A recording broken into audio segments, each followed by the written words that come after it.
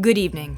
If you are viewing this file, all Pokémon have been marked for destruction. The following plans have been prepared in the event their extinction is deemed necessary. However, as you are aware, we are confined to the rules and resources found in the established Pokémon canon. Your mission is to bring about a mass extinction event that clears the world of as many of these creatures as possible. Our first option is to trigger a meteor impact, similar to the one that ended the Age of Dinosaurs on planet Earth. In Omega Ruby and Alpha Sapphire's Delta episode mission, a 6-mile-wide meteor is on a collision course with the Pokemon's world. The player is able to use a Mega Evolved Rayquaza to destroy it. However, in the course of that adventure, we learn of a technology that could be harnessed to ensure an impact occurs. Mr. Stone of the Devon Corporation and the Moss Deep Space Center have developed a device called the Dimensional Shifter, a large-scale version of the warp pads found throughout certain areas of the game. This device was to be mounted on a rocket and used to create a warp hole in the path of the meteoroid,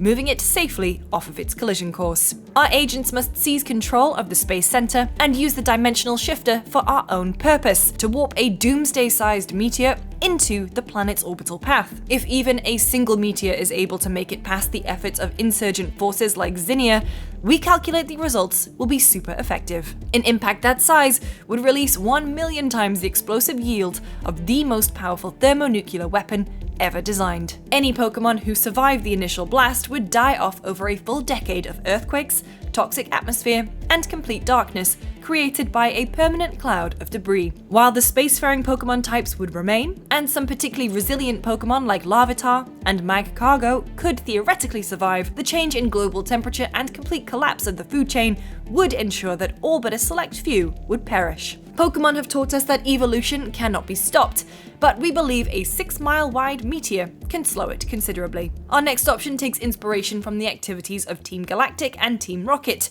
using the legendary Pokemon's powers against their brethren. In most games, there is at least one legendary Pokemon who outclasses all of the others in strength and abilities. Two of these were first seen in Pokemon Diamond and Pearl: Dialga, the Master of Time, and Palkia, the Master of Space. We will capture these legendary Pokemon and use their unique powers to destroy the others. Similar to the player's in-game actions, we will create a red chain to control them. First, by extracting crystals from the Mirage Pokemon, Uxie, Azelf, and Mesprit, capturing them, and setting up a lab for extraction. Like many tasks in this universe, it is a long and grinding process, but well worth the effort. With the red chain in hand, travel to Mount Coronet, find Palkia and Dialga, and use it to force them into submission. However, this is where our mission diverges from Team Galactic's.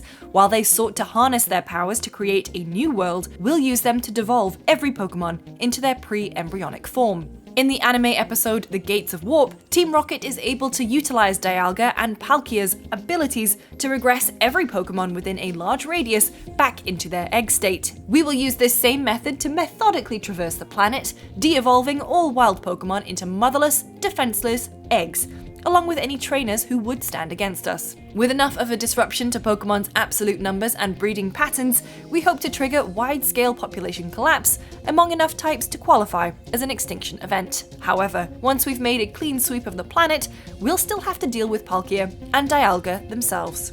Fortunately, they are mortal enemies. Getting them to fight each other may not require any outside encouragement. Whichever becomes the last surviving Pokemon will be returned to their ball via the red chain and kept in cold storage in the event further devolution sweeps become necessary to mop up any survivors. On Earth, we still debate whether the chicken or the egg came first. In the world of Pokemon, we can at least be assured that the egg came last. Option C is a longer play, but doesn't require any harm to befall the Pokemon themselves, a positive for any operatives squeamish with the concept of specieside. We've seen multiple organizations with seemingly nefarious purposes spring up throughout the Pokemon universe: Team Rocket, Team Magma, Team Aqua, Team Galactic, Team Plasma, Team Flare, Team Skull, Team Rainbow Rocket, Team Yell, and Team Star. We will be weaponizing the ideology of Team Plasma and their leader N from Pokémon Black and White, whose stated goal was to separate humanity from Pokémon. Through unlimited funding and assistance to their charismatic leader, we will drive home the message that humanity has utilized Pokémon as their slaves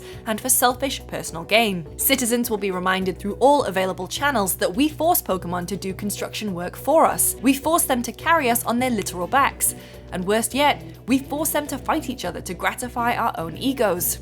We tell ourselves to catch them all, but what do we do with those we catch other than the 6 we carry? We leave them alone, in a void of emptiness, free of companionship, for eternity. We've told ourselves Pokémon enjoy their lives and live in harmony with humanity. Whether this is true or not is besides the point.